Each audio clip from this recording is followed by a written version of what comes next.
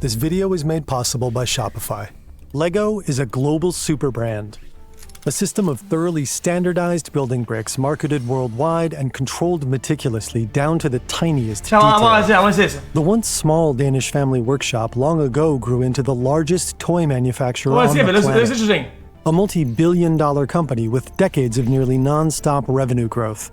But alongside that success, something else has been growing. Frustration. More and more fans are accusing LEGO of abandoning its roots. Overpriced licensed sets. An increasingly aggressive branding policy. An army of lawyers ready to pounce. Color inconsistencies. Declining quality. One of the questions that I get a lot is that LEGO keeps increasing prices and decreasing quality. Needless to say, this set was definitely overpriced. LEGO in 2025 reached an all-time high regarding prices. Is LEGO getting too expensive? How did LEGO get so big? Chat, was it always and expensive why though, or are they not? suddenly getting so much hate? Game begin. It kind of wasn't that much, and then it was, and now it is that much. I think it's a good way I would put it.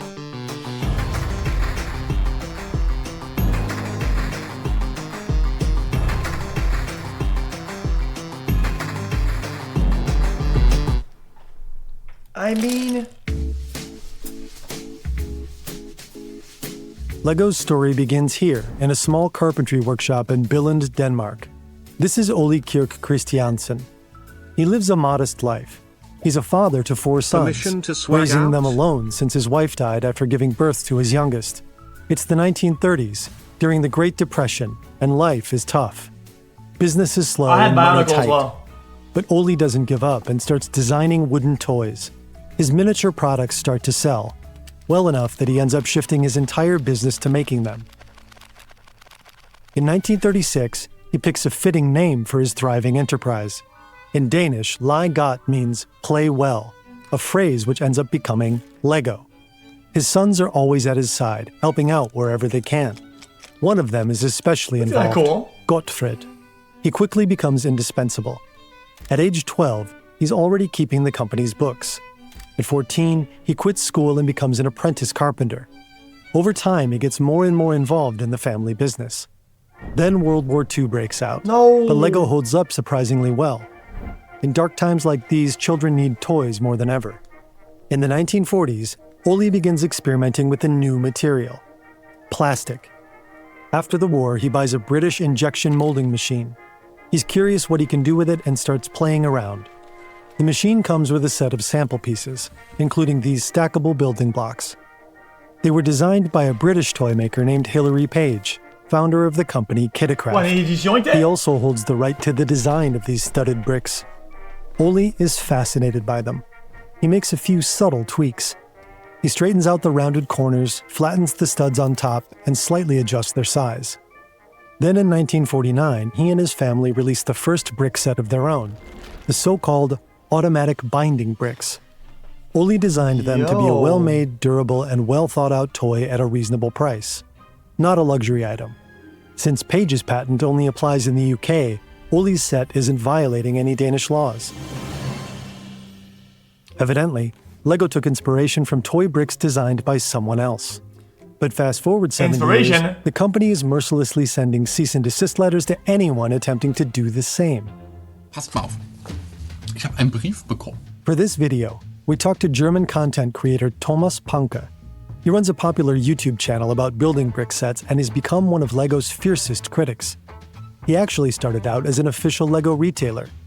His original logo featured a studded brick silhouette, but when he tried to register it as his own trademark, LEGO's lawyers came knocking. Wait, what? A legal battle ensued over his branding and using the word LEGO as a generic term for building bricks. He was eventually forced to change his logo and walked away from working with the company. Wait. What? He was eventually Well, it makes sense. I mean, dude, really? The logo? I mean, dude, bro, it looks more like a castle. To change his logo and walked Also, away you cannot from trademark working with the a company. brick-looking thing. Like, Generally, stupid. LEGO doesn't want other manufacturers of interlocking plastic toy bricks to use the word LEGO to advertise their products. If the name were to become a generic term for these bricks, including low-quality ones, then that could damage the company's reputation. Lego might no longer be able to clearly set itself apart from its competitors. Also die wollen ja alleine sein im Markt. Und dann möchtest du nicht, dass andere auch Lego genannt werden, dass man Gattungsbegriff ist, sondern man möchte die Einzigen sein.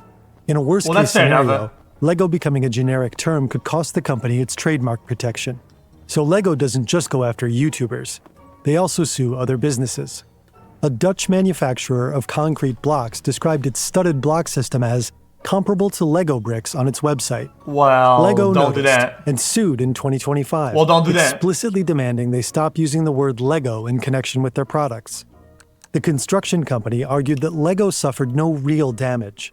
After all, no 8-year-old child had ever been spoiled by his parents with a 2,500-kilo concrete block because they had asked for Lego. You'd be But a surprised. Dutch court eventually ruled in Lego's favor. The construction company can no longer use the name Lego on its website. They could have saved themselves all the money of court, whatever, by just changing the website, removing one word. Lego is doing everything in their power to protect their brand. Other YouTubers we talk to think you can't blame them for operating just like any other large company. This might not sit right with some, because they still view Lego as a traditional family business, responsible for cherished childhood memories. But in truth, the company long ago transformed into a global corporation, with an appropriately sized legal team. Well, yeah, I mean, they're massive. For decades, Lego has fought to control its identity while turning into this empire. It's a dilemma modern founders face too. How do you scale sustainably while staying in control? That's where today's sponsor, Shopify, comes in. Chat. Sell where people shop by... Chat, hold on. Chat, guys, I could script cinema. Chat, next movie, hold on now. Nintendo, known for suing everybody, and Lego suing everybody. Nintendo takes the Titans battle against Lego for their infringement over the Lego game that is literally a copy of Mario Party. Lego Party, exact same game mode. Everything is the exact same thing. And they put Lego on it. If I was Nintendo, I could never. I would take the fight right meow. Like, come on, bro. This is the biggest 1v1 in the history of lawsuits. Megacorp, which hasn't always been like this. By the 1950s, Oli's son Gottfred is taking over more and more responsibility at the company. Their teammates? He officially renames the product Lego Bricks, and he comes up with a groundbreaking idea. Back then, their bricks still looked like this. They're now completely hollow and have these little slits on the side. They can be stacked, but don't actually interlock. Taller towers could still collapse easily. So Gottfred incorporates these little hollow tubes into the brick's underside. On January 28, 1958, he files a patent for the new design. The side slits disappear as well. The Lego brick as we know it today is born. Not bad, buddy. A few weeks later, Gottfred's father Oli passes away. But the founder's death doesn't slow down the family business. If anything, this is the moment Lego really starts taking off. Gottfred pins down the 6 guiding principles of Lego and distributes them to retailers. The toy has to be compact, reasonably priced, and durable. It's meant to be timeless, easily distributed, and suitable for all children regardless of age and gender. The new Lego boxes and building instructions illustrate what you can build, but also encourage alternate builds and creativity. I like All that. sets can be combined with each other. The bricks you bought years ago will fit perfectly with the bricks you buy today and those you'll buy tomorrow. Gottfred calls it the Lego system in play. Yo, that looked nice. Lego is here. Build hotels, animals, people, boats, skyscrapers, and... Yo, how does this piece of shit set look more creative than the whatever they're coming out with it these days? Like, these days they're coming out with fucking sloppy, toppy, garbage-ass brick that you cannot reuse for custom shit. How does this llama clears whatever they're releasing these days? I don't get it. more. Next, he looks for ways to pull kids even deeper into the world of Lego. In 1968, he opens the first Guys, Legoland park. nope. Not a camel. Camel, 2 lumps, 1 lump, dromedary. 2 lumps, camel, 1 lump, dromedary. Remember that. Park in Billund. It's a passion project for him and a milestone for the brand. He also expands his vision of Lego's audience. So far, the company has been primarily targeting kids in elementary school. But in 1969, LEGO introduces the Duplo variant for younger children. It's the same system, only with bigger bricks. Gottfried believes that kids don't need endless amounts of toys. They need a compatible system that lets them create new worlds over and over. Just like his father Oli, he focuses on quality and on keeping his products affordable for as many people as possible. So all we did with the bricks Today, is just make many a house. LEGO products are expensive. Roughly $280 for this Beauty and the Beast castle. Swear house like Minecraft. $330 for a river steamboat. Almost $700 for the Titanic. $850 for the Millennium Falcon. And of course, you can also buy cheaper sets. Okay. I would argue, hold on. $850 I don't want to corporate glaze, but this product is clearly aimed at the enthusiast adult of Lego and Star Wars that wants this shit because it's cool. They like Lego, they like Star Wars, they're a diehard fan, they pay the premium and they're happy to do. The people that are diehard fans of both things are more than happy than pay the premium for this piece of shit. Let's be honest. Yes.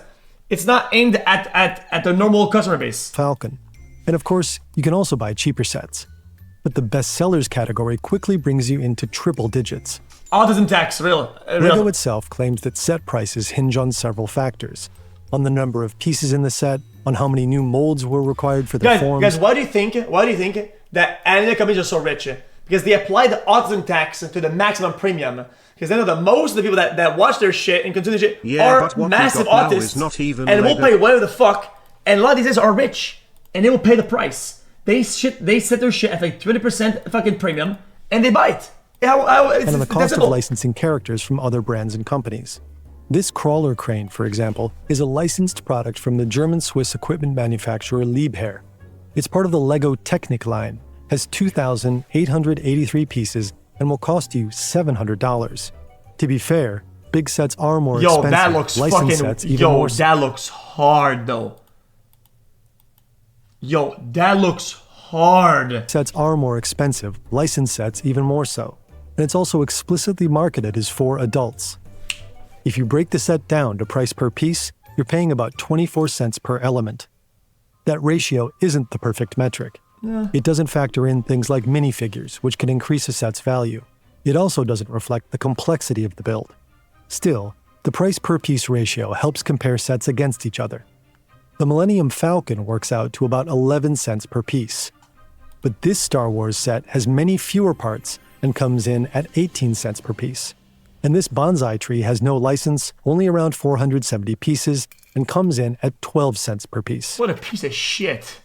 LEGO's pricing isn't exactly consistent by this metric, but it's still fair to say that licensed sets generally tend to be more expensive than non-licensed sets. And, on average, sets today do cost more than they did 10 or 20. I think it depends on the intricacy of how they have to make the pieces and how unique in color, shape, and what type of machinery they need to use to make the molds and shit probably, no? Years ago. But the average number of pieces has also gone up. Adjusted for inflation, LEGO's average price per piece has stayed relatively stable. Many modern sets are far more intricate and complex. That means the individual pieces are often smaller. The real key is that LEGO specifically tailors its pricing to different target groups. Kids mostly see a toy. Parents see a gift that feels both safe and familiar. But other adults see collectibles. No matter how expensive a LEGO set is, there always seems to be a market for it. But it took a long time before the company could charge prices like this. In the 70s, the company begins to realize its strongest USP isn't the design of the bricks. It's the worlds you can build with them.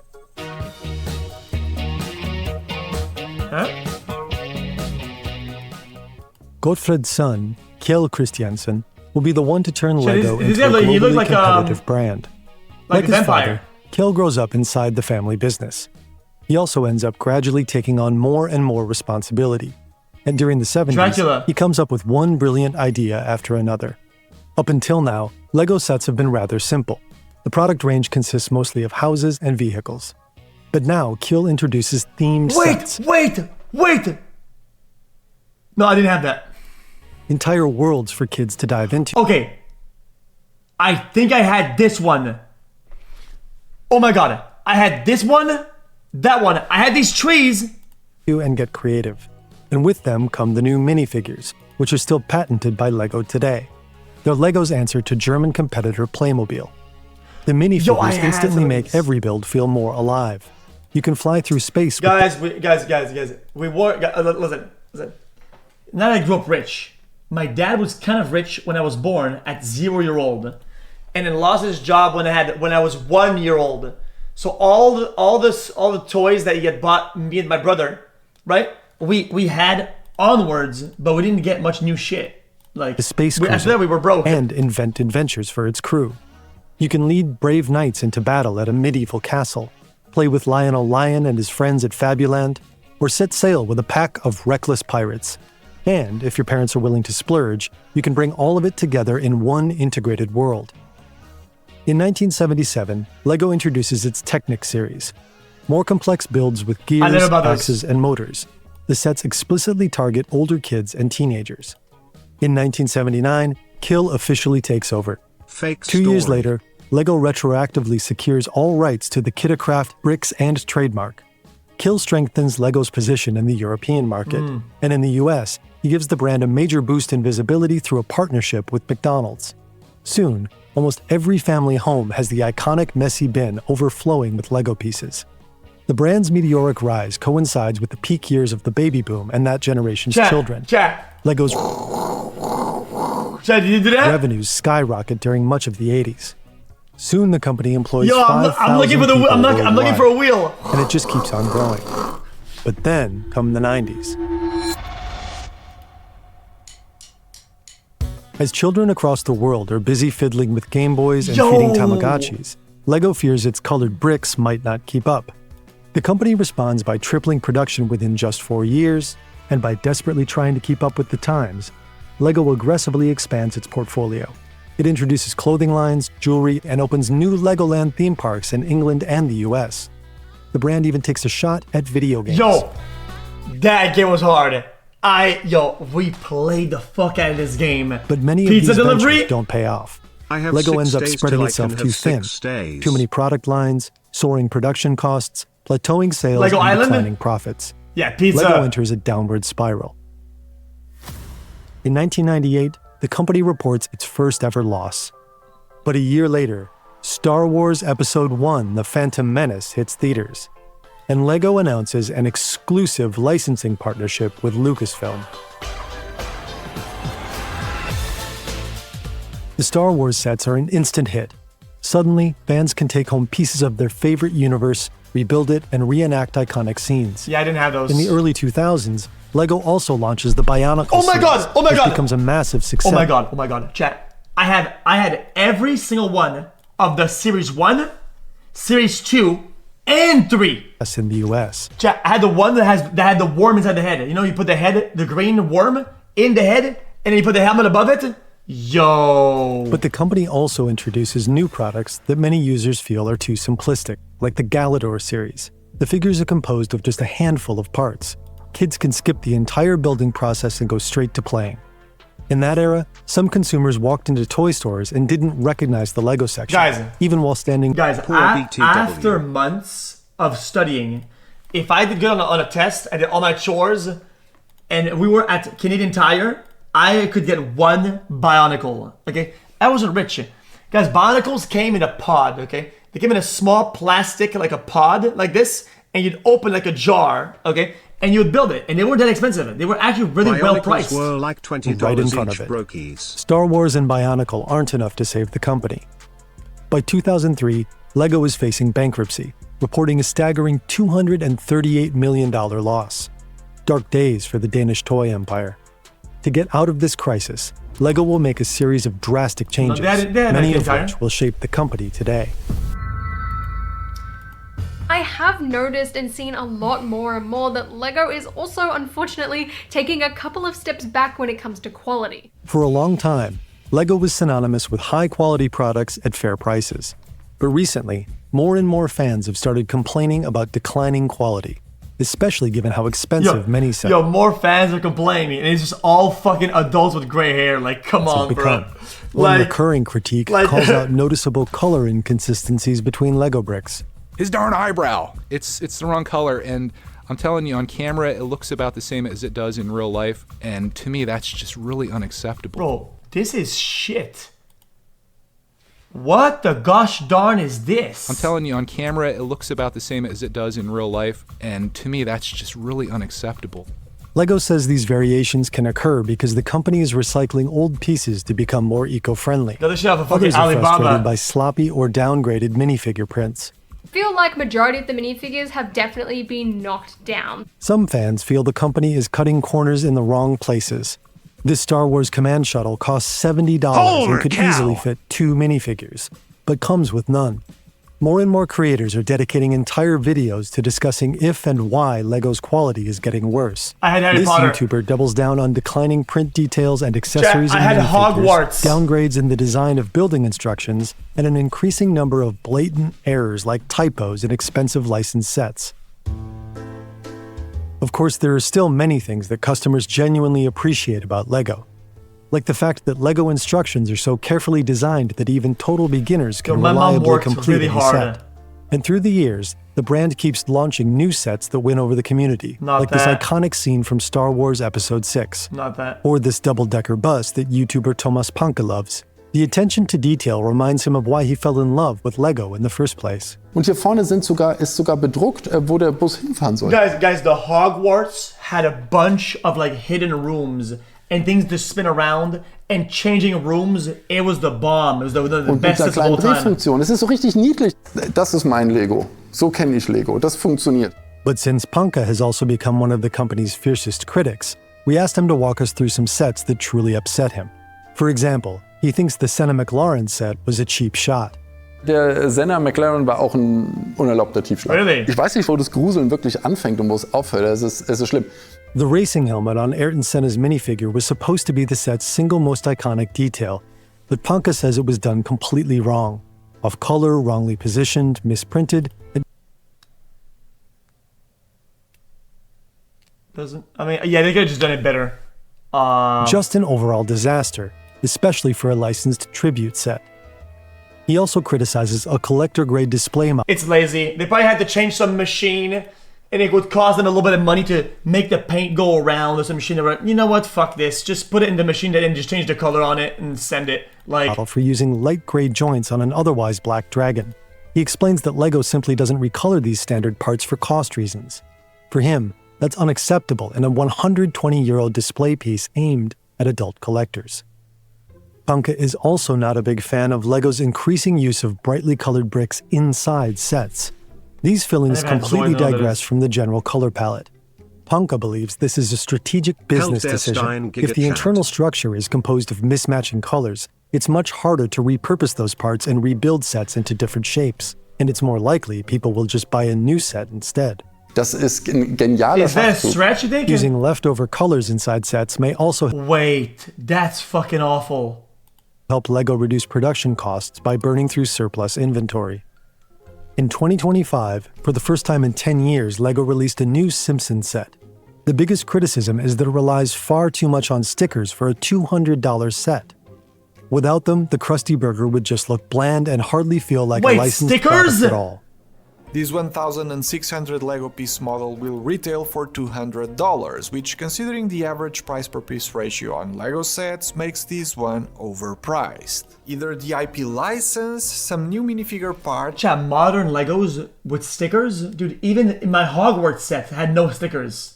Definitely not prints, as 95% of decorations are stickers, are driving the price up more than it normally should. Wait, did it have stickers? I Meanwhile, don't remember. LEGO is starting to face more competition. In 1978, LEGO's patent for its building brick expired. The company tried to protect the stud and tube design through trademark law. But in 2010, the EU's Court of Justice ruled that LEGO cannot trademark the shape of its brick. What? That decision finally opened the door for other manufacturers to legally produce Mega compatible blocks. building blocks. Yo, want to mega explore blocks. outside of LEGO and get something that's probably better value for money, then you can do so with confidence. Shout out Montreal with Liquid Carter. Panke showed us two models, one from LEGO Yo, Kick F1! and one from Chinese competitor Kata. Both sets cost the same, but Panke Yo. 3 years away. Yo, BZ clap. This guy's got the Senna and the Kick F1. thinks the This Kata guy knows version ball. is easily He twice knows as ball, good, what can I with say? equivalent material quality but far more attention to Formula One details. Und die Leute bevorzugen das gegenüber dem. Lego tends to be significantly more expensive than its competitors. This has nothing to do with the raw material. The bricks are made of ABS plastic, a low-cost material. According to Lego's 2024 annual report, costs for raw materials accounted for less than 20% of all expenses. Lego says its higher prices mainly stem from unique molds, special colors, complex product lines, and of course, licensing fees for many of the brand's flagship series. Parts of the community criticize Lego for perhaps focusing too much on marketing and too little on actual product development, and the numbers seem to back that up. In 2024, more than 40% of Lego's total expenses went into sales and distribution. Wow. That includes advertising, marketing, and personnel. Only about 5% went into R&D. What about licensing? Also, what are you gonna R&D? Chat, what are you gonna R&D? Fucking, like what? Today, Lego new prioritizes machines? efficiency and cost control. And it seems that this shift repeatedly comes at the expense of quality. But this strategic turn wasn't... Chat, these sets are irrelevant if you don't present them in a timeline. Like, I always say this in videos, I guess it's stay consistent in these videos. If you don't present a timeline on this in a comparison, guys, we don't know, like, other years. What is the distribution of the budget in the year before, in 2016? How much were they spending on R&D? Guys, if they spent 3% on R&D the last 10 years, 5% might be good. It might be an increase. So how can we know if this is good or bad? We don't know. It's not contextualized. Into R&D. Today, Lego prioritizes efficiency and cost control. And it seems that this shift repeatedly comes at the expense of quality. But this strategic turn wasn't initiated by a member of the founding family. Say, Brandon, The man responsible is a former McKinsey consultant. Yo, Brandon, you're crazy for some, man. Enjoy the subs. Good chat.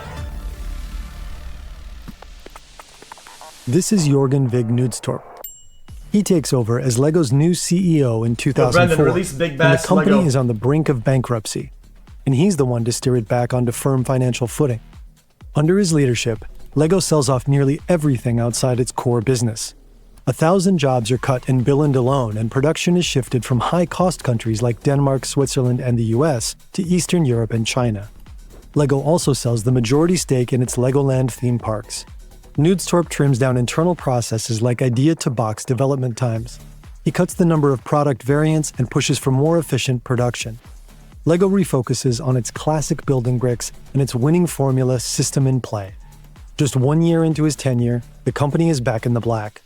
The main reason is that Knudstorp actively targets an audience that Lego had overlooked for a long time. At that point, if they want it, let's say they want it to be profitable, chat, why don't they just revert to a dramatic model and just release pretty basic sets, not too much licensing, simple bricks with cool sets that people, because a lot of people don't even have Legos. It could be a good re-entry into the market. That precise decision becomes the key to Lego's impressive turnaround.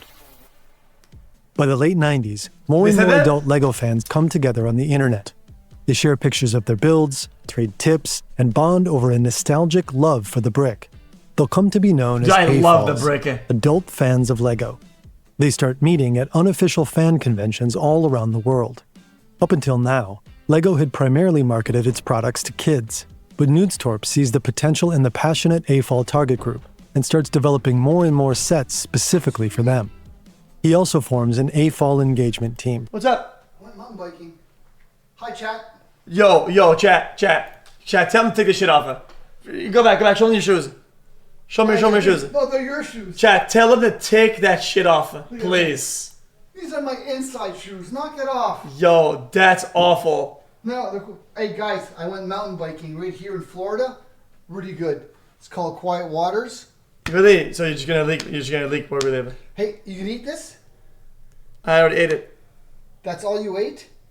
Yo, there's a lot of food in there. Oh, then I'll eat it. Okay, then eat it then. Leave it there. Hi, chat. So, chat, how's life going? Anybody else want to come mountain biking with me? It's cold as hell in Florida right now. God, it's cold today. It is actually. It's pretty frosty. Yes, it is. Okay, I'm gonna let you go, but I'm gonna come back and get this. What's with the mess? I eat it in the bed. Felix, you could at least finish the cans when you eat them. They are finished. Okay, c'est bon. So what's going on today? Not much. When's the baller starting? Tomorrow. You going to go? Yeah. Can I go? Yeah, if you want. Okay, c'est bon. I think Speed's supposed to be there, right? Yeah, I like Speed. Is Dean there? No, Dean will not be there. He's not part of the Borderless League. Who else is there? I don't know. Other people. Other people. Big celebrities, big names. Like me. Oh, you're no celebrity. Get out. Okay, I've heard enough of this. Okay, love you, bye. Salut, mon amour. Bye, bye. Love you. Love you, bye. Adult fans can now submit their very own ideas for I'm gonna have it, I'm gonna have it. So what? For my old food? I'm gonna have it. Alright, sure. It's great, by the way. That place is insane. Smells good too. Yo, one of these days, we should do a segment on stream, like a question and answer. No? Yes. Really? Yes. You know what the question and answer would be? Why is Felix Nagel like he is?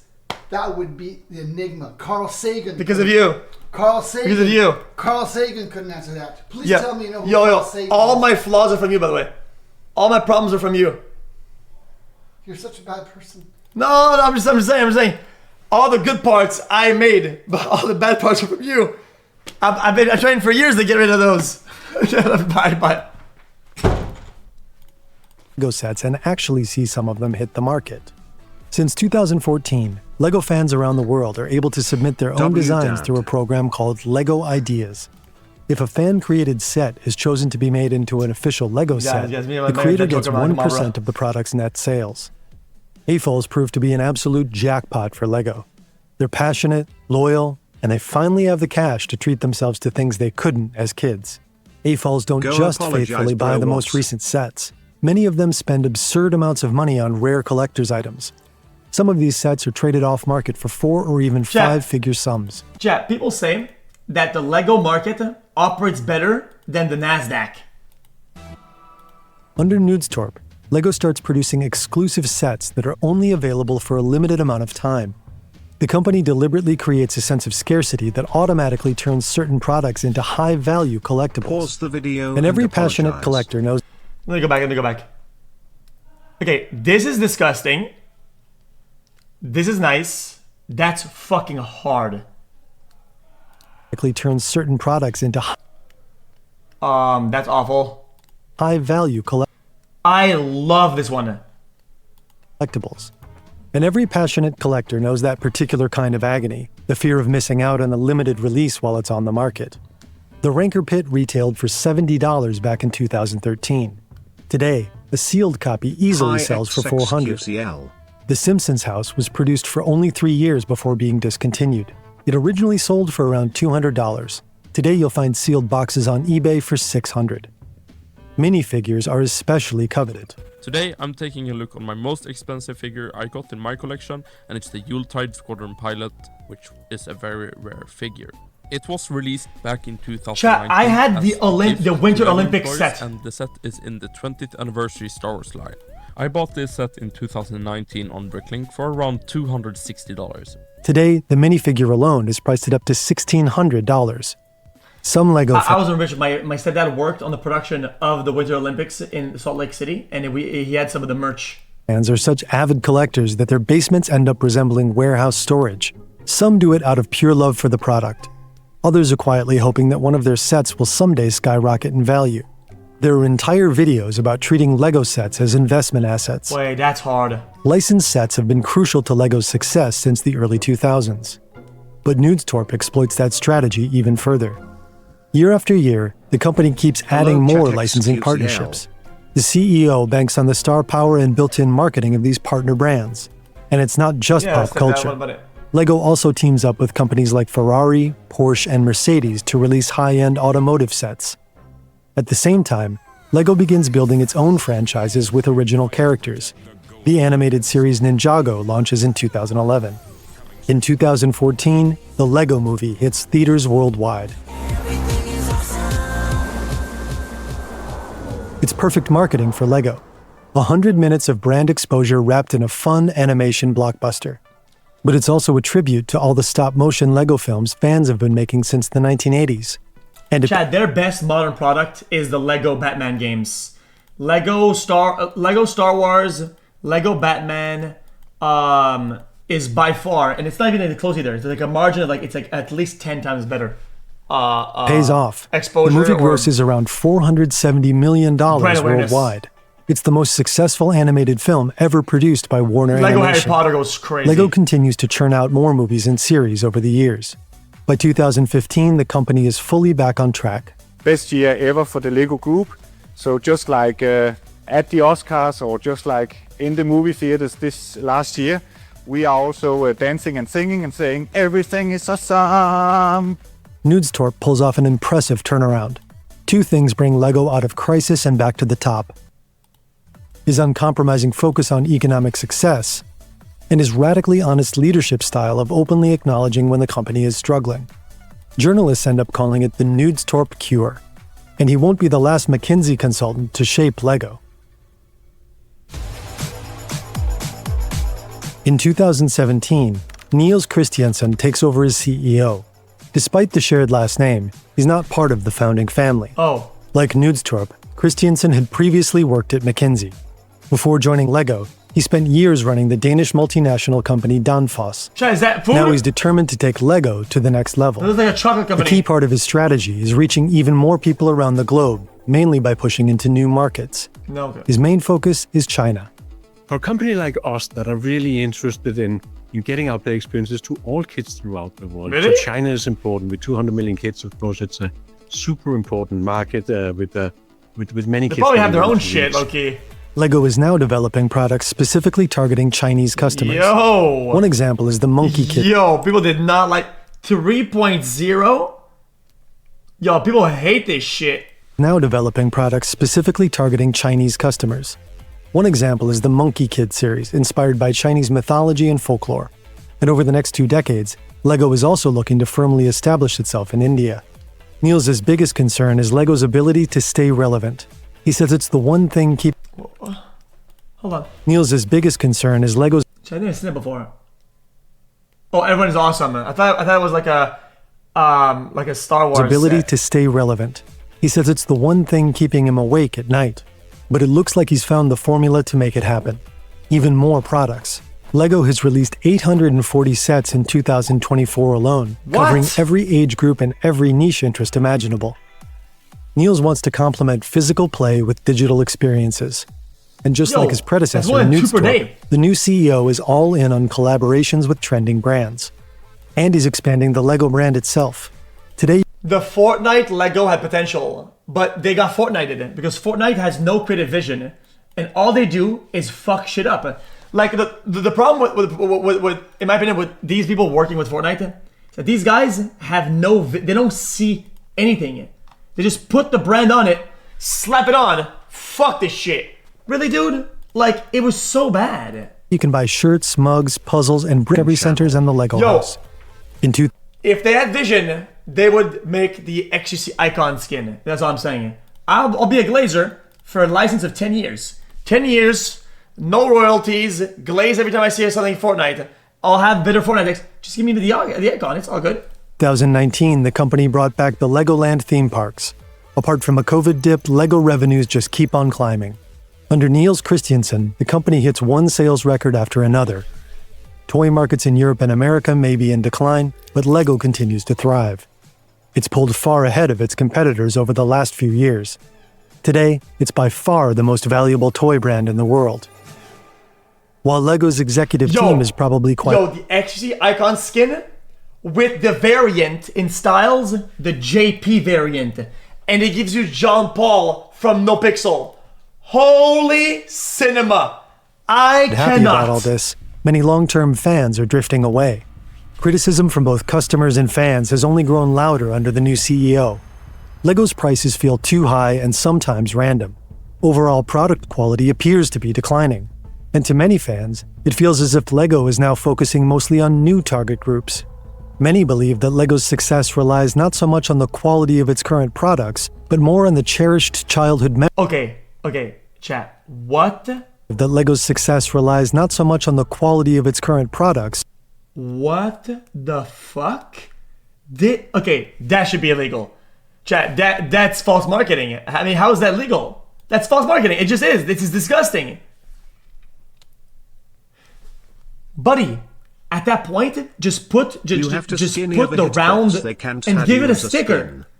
At that point, just give it a sticker at this point because this is disgusting. But more Why would they make the Lego pieces blue in the oh, I can't. the cherished childhood memories associated with the brand. Oh, he left them off, but it doesn't matter. We reached out It's to awful. LEGO for comment on all of these concerns, but never heard back. LEGO doesn't just sell toy bricks. It Chad, sells a that's the, feeling. the Almost price- no other that's a company in the two- world is so effective at monetizing nostalgia. 298 But or what some shit. nostalgic feeling will future generations of customers associate with LEGO? 48. Maybe it'll be their I'll own mix it movie up. and TV show heroes. And maybe strong licensing deals will forever be enough. Or maybe not. We'll see, I guess. I enjoyed the video. From my karma.